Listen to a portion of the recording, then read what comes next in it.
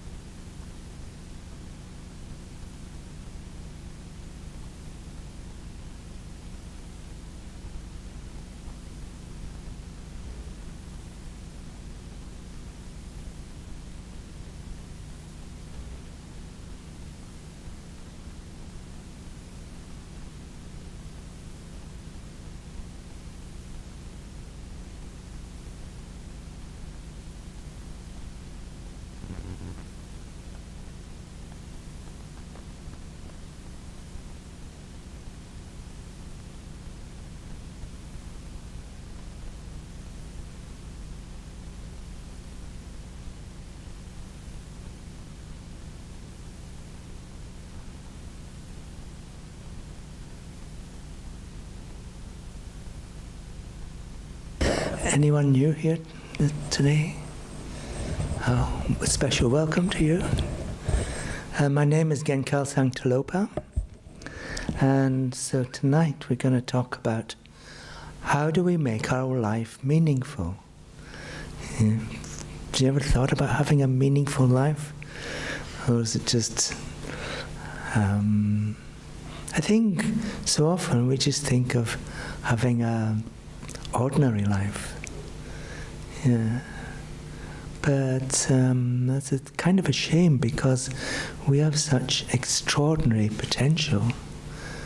And if we know how to fulfill that potential, we can have an extraordinary, meaningful life. So tonight I want to talk about what that really means and how we can accomplish it. Is that okay? It better be, because that's all we've got. Okay, we'll begin with liberating prayer, which you'll find on a red card.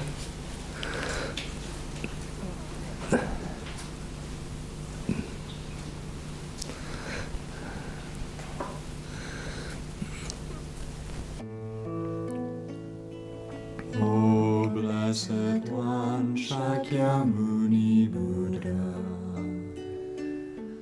precious treasury of compassion, bestower of supreme inner peace, you who love all beings without exception, are the source of happiness and goodness, and you guide us to the liberating path. Your body is a wish-fulfilling jewel. Your speech is supreme purifying nectar, and your mind is refuge for all living beings. With folded hands I turn to you, supreme unchanging friend. I request from the depths of my heart, please give me the light of your wisdom to dispel the darkness of my mind, and to heal my mental continuum. Please nourish me with your goodness, that I in turn may nourish all beings with an unceasing banquet of delight. Through your compassionate intention, your blessings and virtuous deeds, and my strong wish to rely upon you, may all suffering quickly cease, and all happiness and joy be fulfilled, and may holy Dharma flourish forevermore.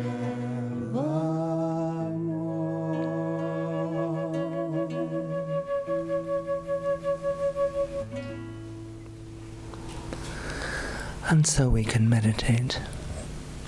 So in meditation, it's good to have a good posture. So we try to have a straight back. So if you're sitting in a chair, try to sit up straight.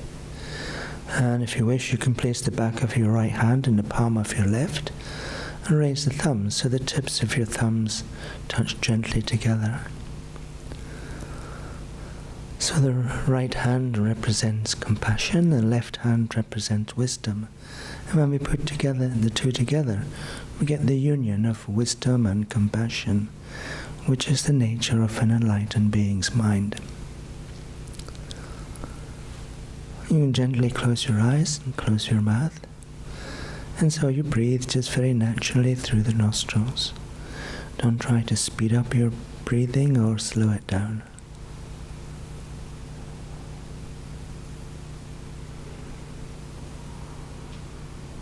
For a few moments, just watch the rhythm of your own breathing. Imagine you're seeing your breath as you breathe in and breathe out.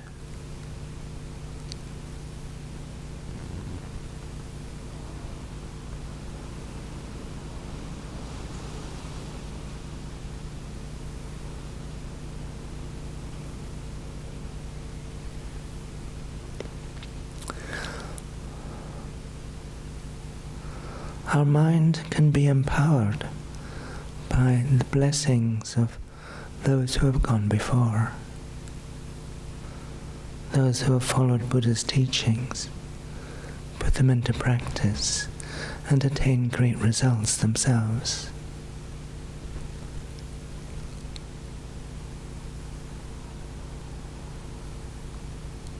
So if we have a connection with these holy beings who have gone before, we can receive their blessings.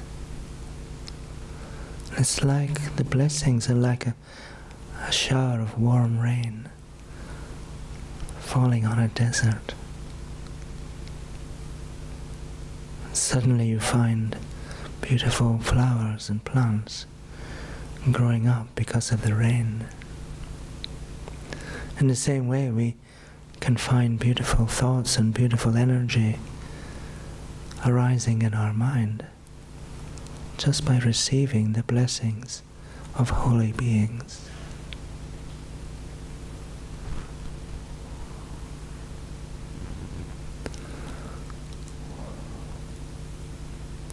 We can receive the blessings of all Buddhas, particularly all Buddha's body, all Buddha's speech, and all Buddha's minds.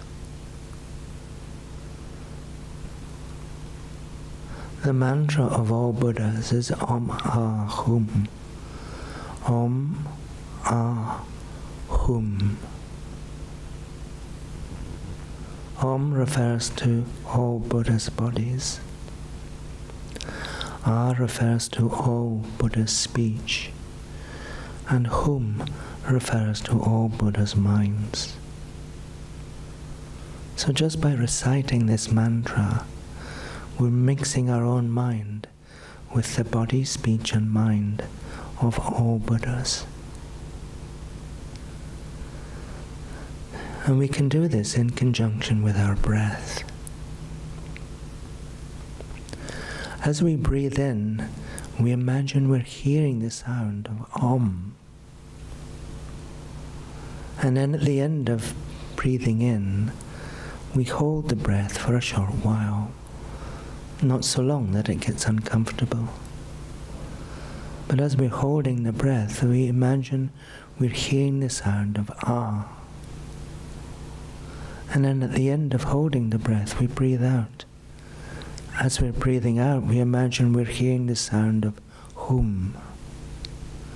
And then we repeat the cycle over and over again.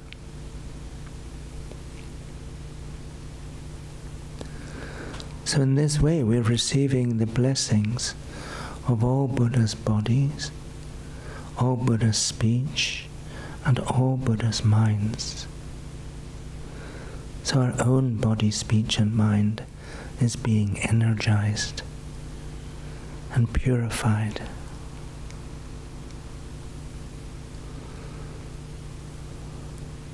So on the next inward breath, begin by breathing in and imagining you're hearing the sound of Om.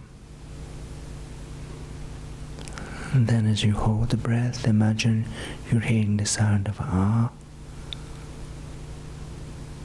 And then as you breathe out, imagine you're hearing the sound of Hum. And then repeat this cycle over and over again.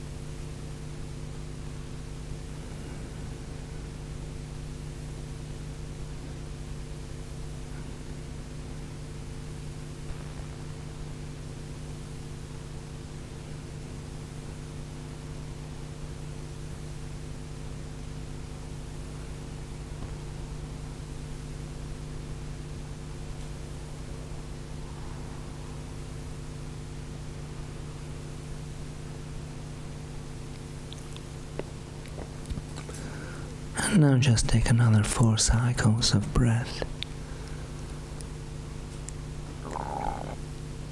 Imagining you're hearing the mantra.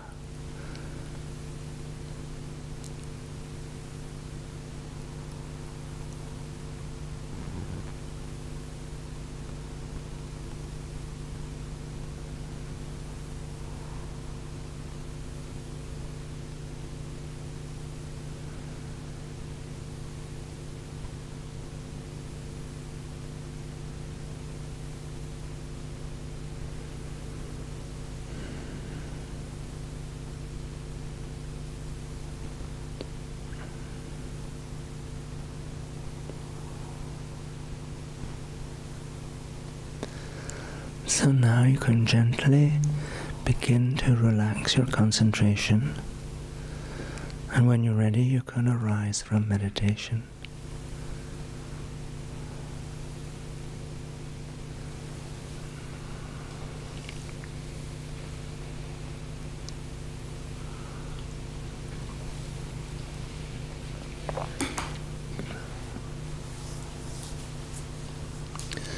So this question, how can we make our our human life meaningful. So this is essentially the essence of all Buddha's teachings. So one or two questions arise from this. What is our human life? What is our life? And what would be meaningful?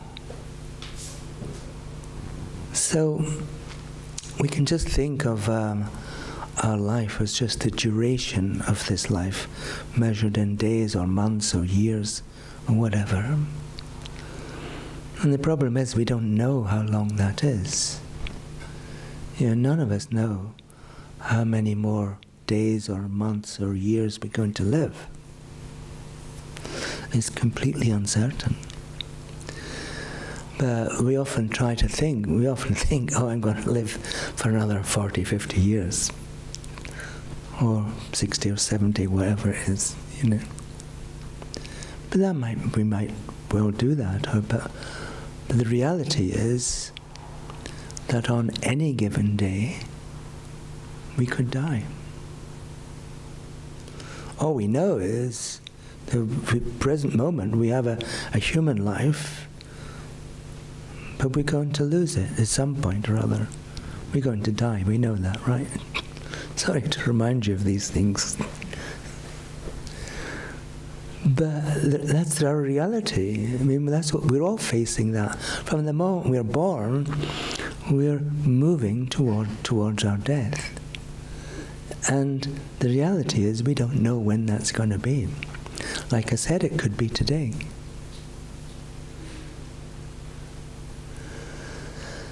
So it's an interesting practice of thinking about death. And it's very powerful. It's like the elephant that comes to the water hole. There's many animals come to the water hole, and then they leave their footprints around the water, around the mud, around the water hole. But the elephant leaves the deepest footprints around the water hole. And so we have many meditations in the same way. Like many animals, we have many meditations. In our Lam Rim, we have 21 meditations. But there's one, like the elephant, that leaves the deepest impact upon our mind. And that's the meditation on death. Why will it leave the biggest imprint? Because if we come to realize, at the moment we have a precious human life, but our reality is we could lose it on any given day.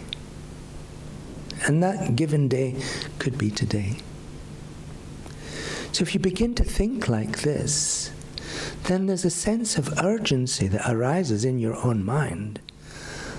Or you think, well, if I might die today, we're not saying you're going to die today, but if there's a possibility that you might die today, and there's some law, I can't remember, the Murphy's Law or something, if something is possible, then it will happen. So on some particular day, one particular day, we're going to die. And that day could be today. And if you were to come to this realization, I might die today, what would you feel? What would you want to do for the rest of the day? If you really believed, oh, I might die by midnight tonight, what are you going to do that's different from what you'd planned to do? Well, I think there's one or two things that you probably wouldn't do. I think I've mentioned before, you probably wouldn't run out and buy lottery tickets.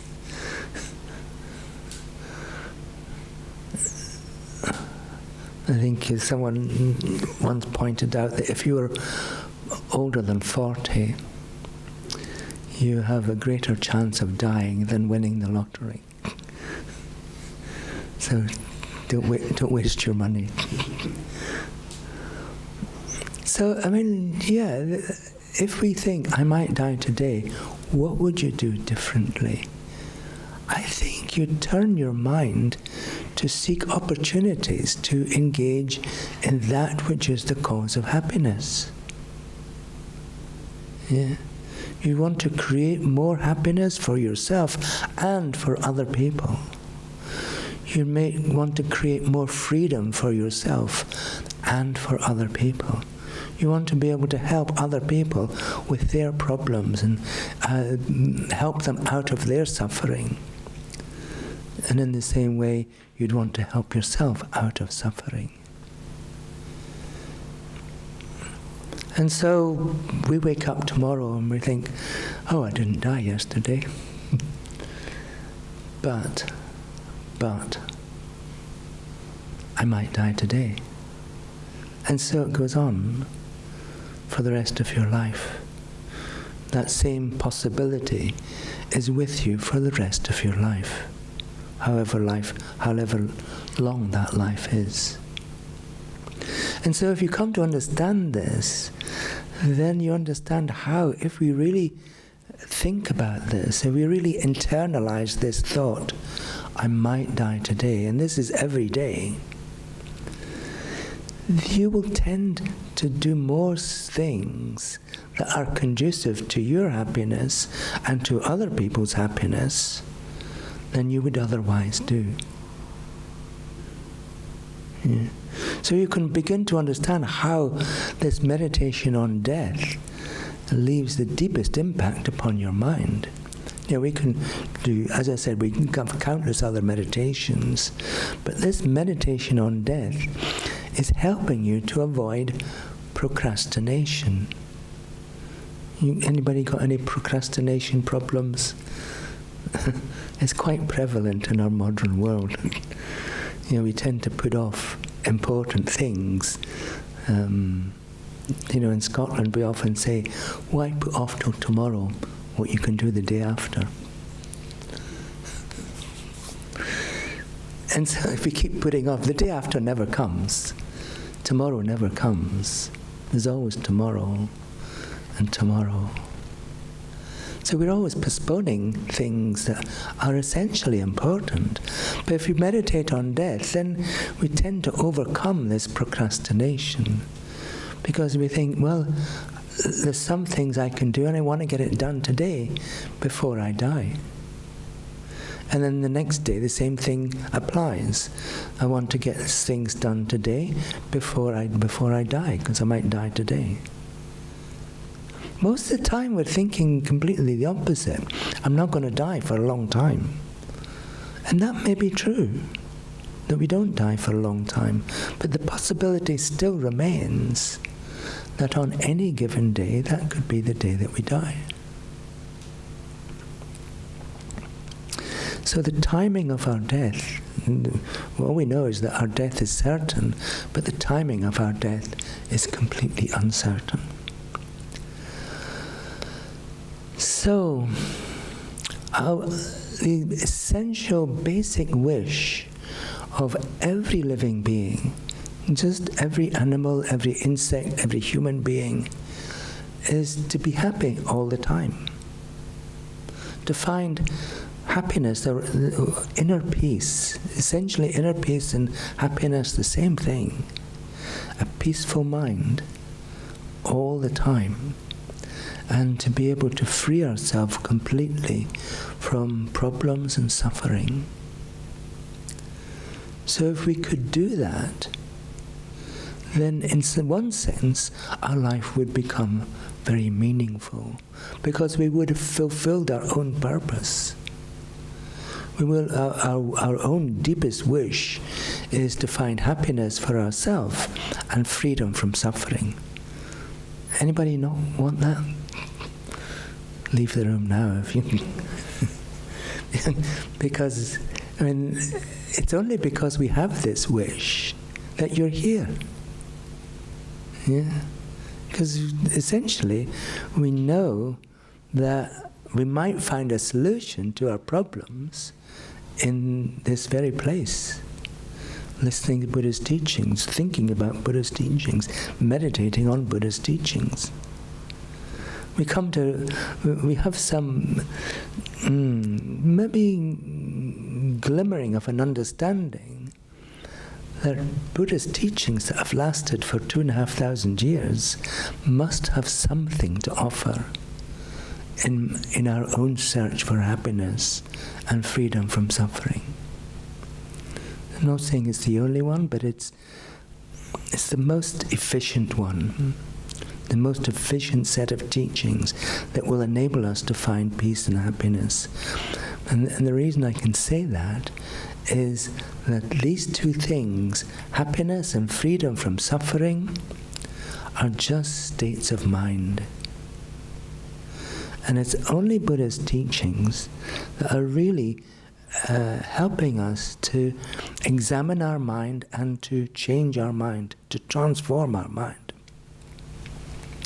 Because most of the time, when we're thinking about finding happiness, we tend to be looking externally. Yeah?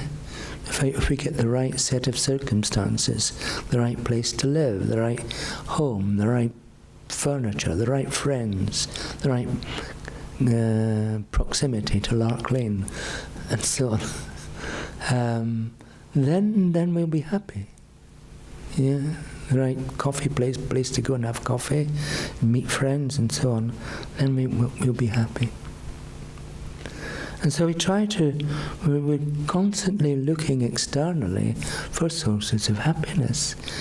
But happiness does not exist externally. Happiness, as I said, is a state of mind. And so the real causes of happiness can only be found within our own mind, not externally. If you felt that proximity to Lark Lane, for example, having an apartment or a house that's close to Lark Lane was a source of happiness, then everyone who actually lives in Lark Lane or next door to Lark Lane should always be happy. And you know that's not true.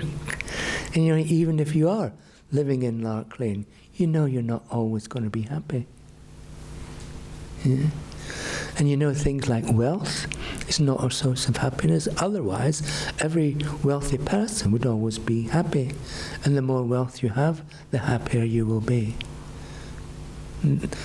Bigger house, not a source of happiness.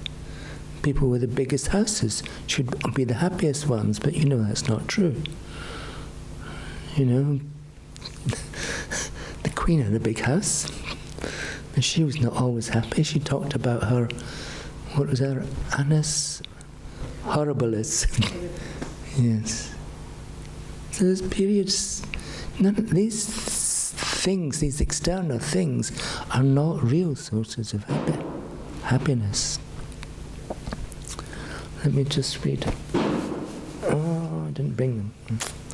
Never mind. Although we normally want to be happy all the time, even during sleep. This is from The Mirror of Dharma, with additions. It's from the introduction, page 3. Although we normally want to be happy all the time, even during sleep, we do not know how to do this. If someone were to ask us how to do this, we would have no clear answer. Some people say I will be happy all the time if I become wealthy, enjoy a good reputation, and have the opportunity of a relationship with the person I desire. And then, this is Venerable Geshe speaking. I'm very sorry, but this is not true. We can see that people who have all these things also experience great unhappiness and many problems. Many wealthy people and those in high positions experience great suffering and many dangers. We see and hear news about such things all the time. So intuitively and from our own experience, we know that external things are not real sources of happiness. In fact, Buddha talked about external things that we normally enjoy as simply changes in our level of suffering. Changes in our level of suffering. So, imagine if you were sitting here for another 2 hours, you would come to think that sitting was a source of suffering. Especially listening to my voice would be a source. Yeah. And so then you think, oh, I want to stand up. It's because if I stand up, then I'll be happy. So if you stand up for 2 hours, you would think, oh, standing is a source of suffering. So maybe sitting would make me happy again. And so everything is like that. You know, we think, oh, I've worked all year and now I deserve a vacation, so I'll go on vacation. And so we go to some southern Spain or something, Marbella or somewhere like that. And then we think, oh, the sunshine is great here after staying in dull Liverpool all year. And then we go and lie in the sun and we get sunburn. So lying in the sun is not a true source of happiness. It's just the changes in our level of suffering. So the more we have of the external causes of happiness, eventually they turn into suffering. If you take food, for example, the more food we consume eventually makes us sick. We have illnesses arising from consumption of food. Things like diabetes and heart disease and so on and so forth.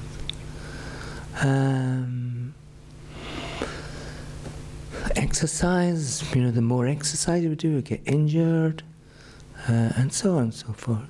Think all these athletes who are runners. Well, I can tell you this from my own experience, that running can be a true source of suffering. Because you want to run more, but the more you run, the more likely you are to get injured. And so on and so forth. Everything is like that. The more we have of the things we normally enjoy, eventually it turns to suffering and problems.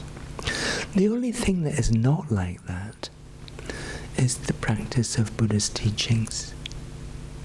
Meditation, the more meditation we do, the happier we become. The more we follow Buddha's teachings, the happier we become. The more we put Buddha's teachings into practice, the happier we become. Because Buddha's teachings are showing us how we can become more loving, how we can wish for other people to be happy, how we can have developed from that mind of love, how we can develop the mind of compassion, how we can wish for other people to be free of their suffering, and how we can develop the mind of wisdom that realize the way things really exist. Yeah? And so if we experience the way things really exist as opposed to the way we normally see things, we normally see things as existing completely separate from our mind. Don't we? When you're looking at me, you're not thinking, I'm part of your mind. You're thinking, I'm completely separate from your mind. But if I'm separate from your mind, and you only know and experience things with your mind, how can you see me? Yeah, I must, for you to engage with me, I must be part of your mind. It's the same for anything.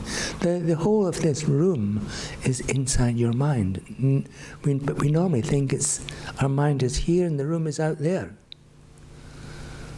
If the room is out there, separate from your mind, you cannot experience it. It's the same for everything. Ooh.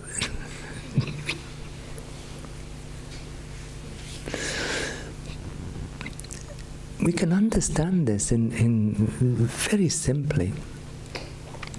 If you've ever been for a meal with a friend to a restaurant, and you have exactly the same food and it's brought by the same waiter, and afterwards you come out the restaurant and one of you says, oh, that food was delicious, And the other says, well, what are you talking about? It was the most bland, disgusting food I've ever experienced in Liverpool. How would that be possible? I mean, you know this can happen. But how would that be possible if they're supposedly both consuming the same food?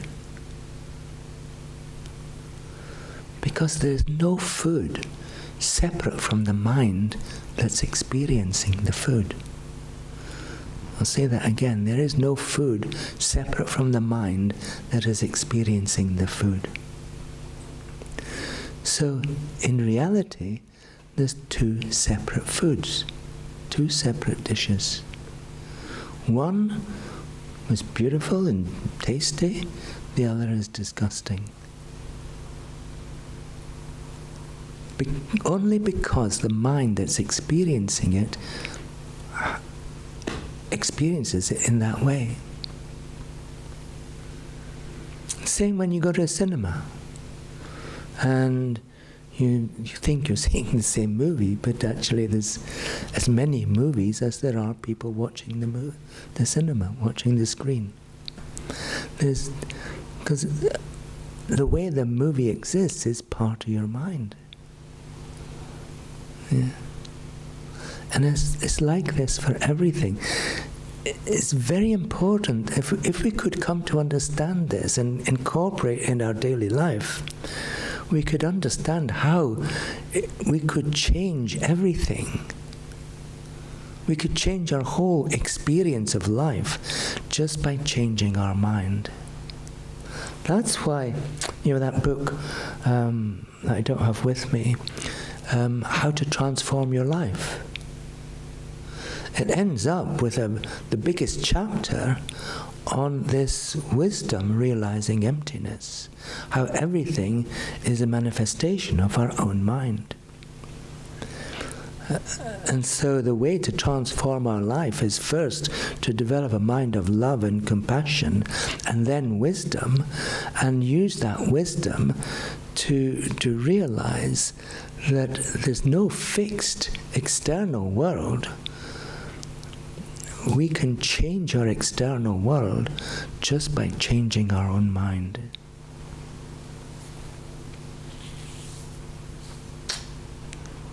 You think? So you could come to like everything. You could come to enjoy every situation you find yourself in. You could come to be loving towards every living being who appeared to you. You're walking down Lark Lane and going to this amazing restaurant, and you're seeing people and meeting people. And instead of just ignoring them, or thinking how strange they look or whatever, you think how amazing, how wonderful these people are, how beautiful. You try this experiment for yourself. You just walk down the street thinking every person you see is just amazing and beautiful. See what happens. See what happens to your mind. Yeah, it's just completely different experience. It's such a joyful thing to do. But you could be doing this every day. So, then, to come back to this question, how can we make our mind meaningful? We take what we have available for us. We examine the resources we have available. We have a human body. We have a human mind. And the advantage of that is that it gives us an opportunity to be able to understand Buddha's teachings. We have access to Buddha's teachings. In so many countries, people do not have access to Buddha's teachings. So we have that good fortune. And we have the ability to go and listen, to read books and texts, and to understand what Buddha is saying and how to put it into practice. And we have the opportunity to do it for ourselves, to become like all of those who have gone before, to become just like my teacher, Geshe Kelsang Gyatso. You see his statue in the bottom there. Unfortunately, his emanation body has passed away now, so he doesn't appear as a normal being in our world. But anyone who had the opportunity to meet with him had extraordinary experiences. Just being in the same room as he is like a physical experience, because he's just projecting a mind of love all the time for everyone, no matter who they are. And that love is almost palpable, it's almost a physical experience. So, I mean, we could become like that. Each one of us has the same potential. The seed of compassion and wisdom in our deepest level of mind, and we never lose it. It's always there. So we're always going to have an opportunity to develop these seeds, so they become, the wisdom and compassion becomes manifest in our mind. But we can only do that as a human being. Let's say we died and we took rebirth as an animal. Like tomorrow we wake up, a body covered in fur or feathers or something. You don't have the same opportunity to ripen those seeds of wisdom and compassion. Because if you think of your cat, if you have a cat or a dog, I had 2 amazing, beautiful cats, Siamese cats, when I was living in Scotland, and my house was a Dharma centre. And so these 2 cats, they had great good fortune. They would be hearing Buddhist teachings virtually every day. And they'd be hearing, chanted prayers every day. But it had no impact upon their minds. They were still killers. They would still kill anything that walked into the yard. And so one shudders to think about what their next rebirth will be like, having engaged in all this killing. So the last thing we want to do is to take rebirth, to take lower rebirth, essentially. So we want to be able to protect ourselves. Now we've got this precious human life. We want to be able to protect it so we don't take rebirth as a lower animal, like an animal or something lower. We want to, at the minimum, have a fortunate human rebirth again. So we're not just human, but we're human beings who are able to meet and practice Buddha's teachings, so we can continue our spiritual journey. That's the minimum that we want. So how are we going to secure that? The cause of taking human rebirth is moral discipline. Moral discipline that holds that we just make a decision. I'm not going to engage in any action of body, speech, or mind that will cause any hurt or harm to any other living being. So we've got to stop speaking badly about people. We've got to stop speaking hurtfully to other people. We've got to stop criticizing other people with our speech, and so on. We've got to stop writing emails in block capital letters. We've got to stop shouting. We've got to speak in a gentle voice. And we've got to use our speech so that our speech becomes meaningful. We've got to say things to other people that has meaning not just for us, but has meaning for them as well. So we've got to kind of clean up our act. So we become an example to other people. We practice patience, for example. We never allow ourselves to respond to any perceived harm. We never want to retaliate. We never want to cause any harm. We're always holding ourselves back from causing any kind of harm, and we're always looking for opportunities to bring benefit to other people. So we're turning our life around. We're transforming our life because we understand the relationship between our own actions and our own experiences. So this is why the protection, the initial protection that we need to create for ourselves is pure moral discipline. Because we don't, as soon as we start engaging in hurtful actions, we create the cause for more suffering. And so we're defeating ourselves. We're defeating our ability to fulfill our wish, to be free of suffering. It's our basic wish, to find happiness and freedom from suffering. If we allow ourselves to engage in hurtful actions, we're defeating ourselves. So we're obstructing ourselves from finding real meaning in this precious human life. Because if we take rebirth as an animal, we've lost this opportunity. It may take a long time before we can find a human rebirth again.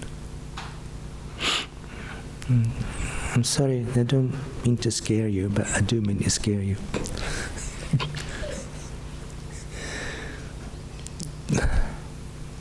So, the thing is, even if we take rebirth as a human being again, and we do that life after life after life, we still have to experience human sufferings. The sufferings of birth, aging, sickness, death, having to be separated from things that we like, having to encounter things we don't like, never finding real satisfaction because we're looking always in the wrong place, and then facing the loneliness and uncertainty of death over and over again. So what Buddha is saying, it doesn't have to be like this. We only are experiencing, even as human beings, human sufferings, because we're stuck in this cycle of uncontrolled rebirth. There's a Sanskrit name for this. It's called samsara. It's not samansara, it's samsara. This cycle of uncontrolled rebirth. What we want to be able to do is to be able to purify our mind free from the causes of any kind of rebirth in samsara, not just free from lower rebirth. We want to be free from any kind of rebirth as without control. And the only way to accomplish that is to be able to purify our mind completely. The way to do this is to follow Buddha's teachings on what's called the 3 higher trainings. Higher moral discipline, higher concentration, and higher wisdom. Higher moral discipline, higher concentration, higher wisdom. They're called higher trainings because they're motivated by the mind of renunciation. So renunciation is an interesting word. It does not mean that we renounce places and people and just go off into the forest and just be alone for the rest of our life. It means we're renouncing the causes of suffering. We're renouncing rebirth in samsara. Anywhere we take rebirth in samsara, we're going to experience samsaric sufferings. So we want to be completely outside. So it begins with this realization, this wisdom, from our understanding of Buddhist teachings, if we destroy the origins of our suffering, which are the delusions that are in our mind, like anger. What's it like when we're angry? Are we creating happiness when we're angry? Are we creating happiness for ourselves, or are we creating happiness for other people? No. We're just creating more problems and suffering, because our anger is driving us to engage in hurtful actions. The same with jealousy, the same with uncontrolled desires. If we have uncontrolled desire for greater wealth and power and status, we just end up hurting other people in order to acquire what we want. So it's almost like we have to give up all our uncontrolled desires and practice contentment, thinking, I'm happy right now, I don't need anything else. When we have a mind of contentment, then there's no anger arising, there's no uncontrolled desire arising, there's no jealousy arising. We're completely happy. If other people are having great happiness and great success, that's wonderful. I don't need anything else. I'm happy, peaceful, right now. Do we ever get to feel like that? It's almost like we're always strategizing about how we can get something else. No sooner do we acquire something that is enjoyable, about 10 minutes later we're thinking, how can I get more? So there's no contentment there. Our mind is always chasing after something else or something different. And that's why Apple brings out a new iPhone almost every year. Because they know people will want, even though they have a satisfactory iPhone 16, they bring out a 17 and people are thinking, oh, now my 16's so yesterday. So I have to have a 17. The 16's working perfectly, but there's something about the 17 that I just have to have. So, if this is you, I'm sorry. Because you're suffering. And so everything is like that. It's only when we let go of these uncontrolled desires and we abide in a state of contentment and peace, happiness, that we begin to free ourselves from samsaric suffering. And we begin to turn our energies towards bringing benefit to other people. I've mentioned many, many times that the great 8th century scholar Shantideva, one of his quotations is, all the happiness in the world comes from a mind that wishes others to be happy. So, and this applies it to each one of us. When we're wishing other people to be happy, that's part of our source of happiness. When we're wishing other people to be free of their suffering, in the same way, that's part of our freedom from suffering. There's a great paradox. The more we wish for ourselves to be happy, the more miserable we become. The more we wish for ourselves just to be free of suffering, the more suffering we experience. But if we turn that around and wish for other people to be happy, paradoxically, we find our happiness. This is a mind of love. In the same way, when we wish other people not to be suffering, we wish other people to be free from suffering and its causes, that is compassion. So we develop these minds of love and compassion, and naturally we find the happiness that we long for. But we're not searching for it for ourselves. It's a byproduct of our actions that are devoted to benefiting other people. that's the great paradox. But that's the great benefit of Buddhist teachings, because that really works. That's what all those who have gone before, that's what they found, that's what they experienced, that's what they put into practice. So we develop this mind of renunciation, wishing to clean up our act so we protect ourselves from lower rebirth.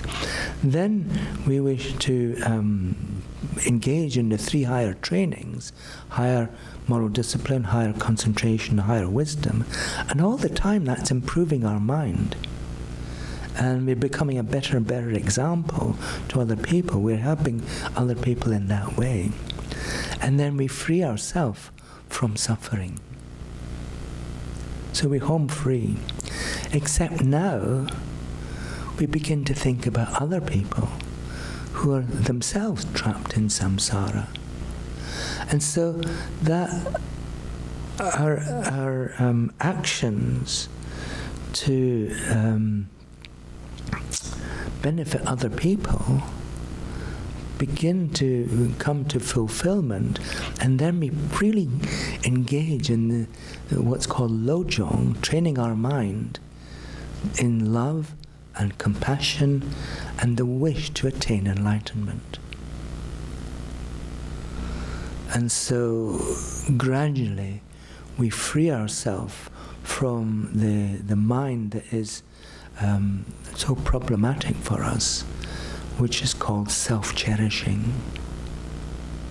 Thinking, oh, I'm so special.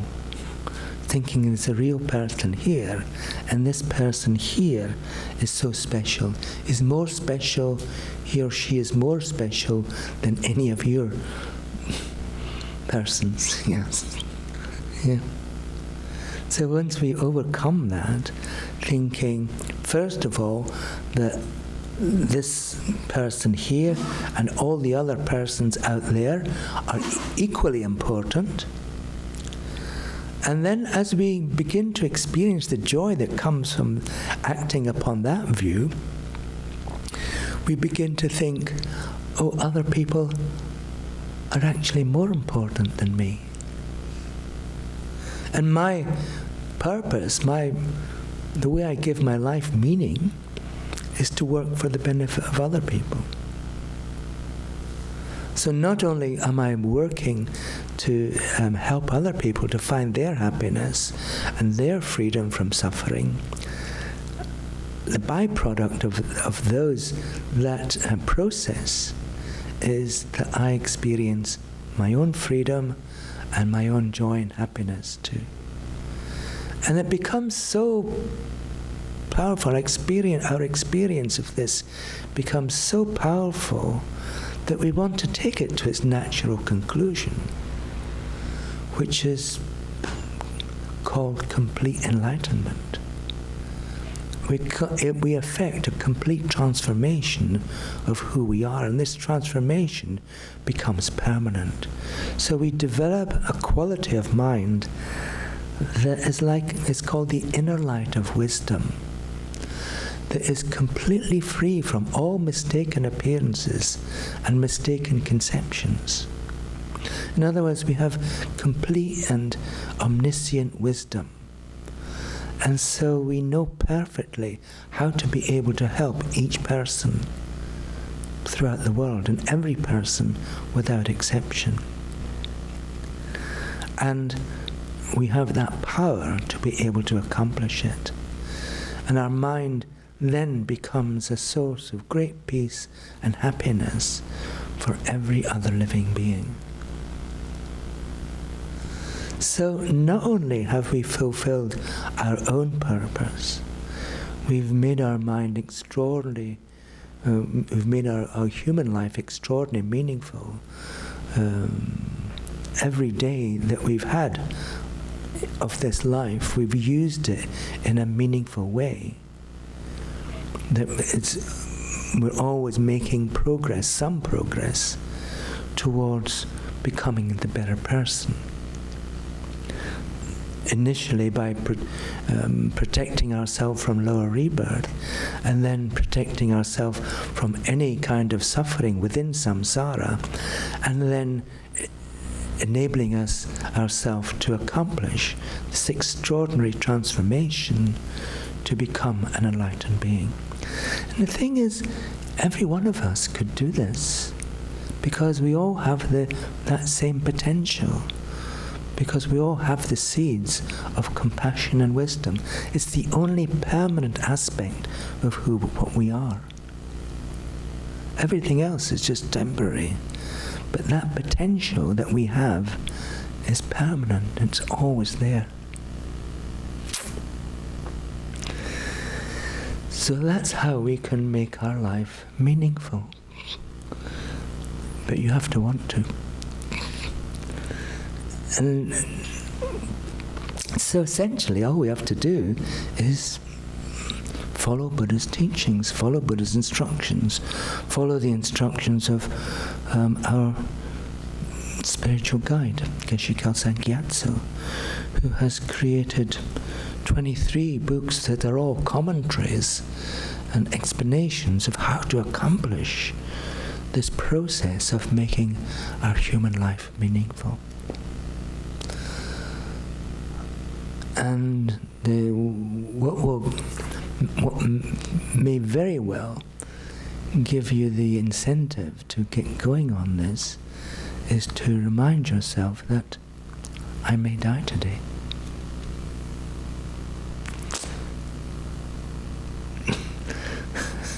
Instead of using antidepressant pills, we use the mirror of Dharma. So, it becomes a joyful mind thinking I might die today. It's not a depressive mind, it's a joyful mind, because it incentivizes us to actually engage in Buddhist teachings. And so we wake up tomorrow and we do the same all over again. I'm not saying that you give up your day job, but you can change the way you do your day job in such a way that it becomes of more benefit for other people, instead of just thinking about it as a source of income for yourself. Okay, well I've gone on for a long time, so let's just finish with a brief meditation.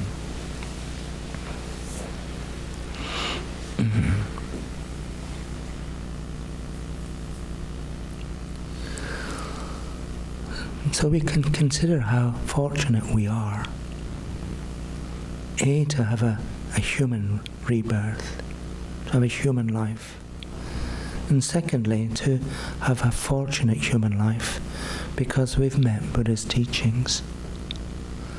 And we have before us the means by which we could do something extraordinary with our human life. We could create our human life of such great meaning.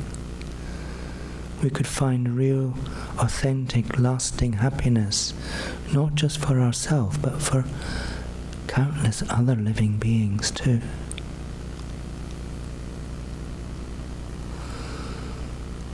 And we can accomplish this if we follow Buddha's teachings. We just make a determination, this is what I'm going to do. I'm going to make my human life meaningful each day for the rest of this life, for as long as I have this life.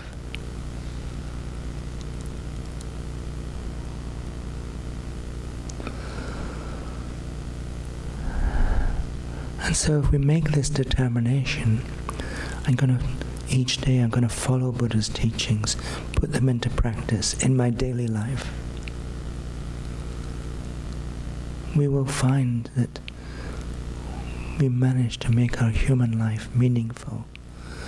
We'll find that we add to the amount of happiness that exists in our world, not just for ourselves, but for other people too. We'll gradually find ourselves becoming free of suffering and having the power to help others to do the same. So there's no more meaningful thing we could do with our life than to pursue the path to enlightenment for the sake of others. For the sake of others.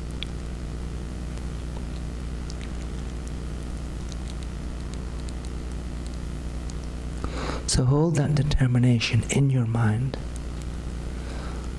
I'm going to do whatever it takes to free myself from suffering and pursue the path to enlightenment. If I do this, I will make my human life meaningful. So this is what I will do. Hold that determination in your mind for as long as you can.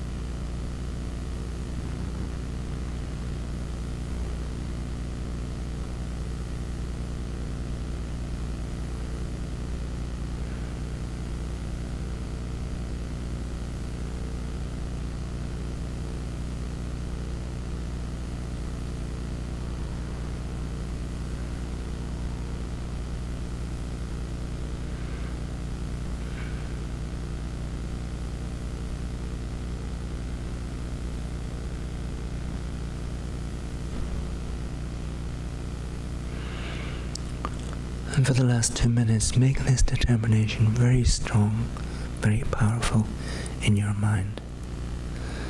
I'm going to follow Buddhist teachings each day for the rest of my life, so I can find real happiness and freedom and help others to do the same.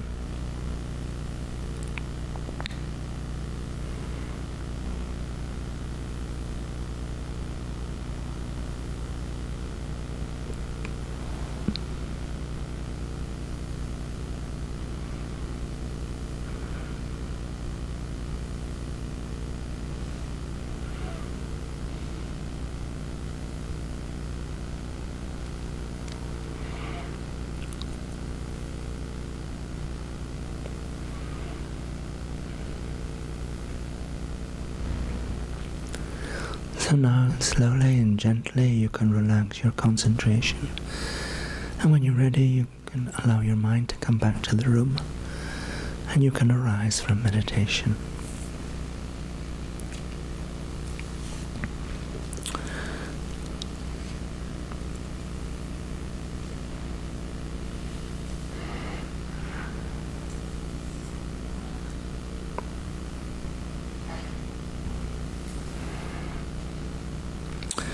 From page 4. Yeah. The only way we can make ourselves and others happy all the time is through practicing Buddha's teachings. This is because happiness depends on a peaceful mind. Through practicing Buddha's teachings, we can develop and maintain a peaceful mind all the time, so that we will be happy all the time, regardless of whether the external conditions are good or bad. If we maintain a peaceful mind all the time, we will be happy all the time. So there.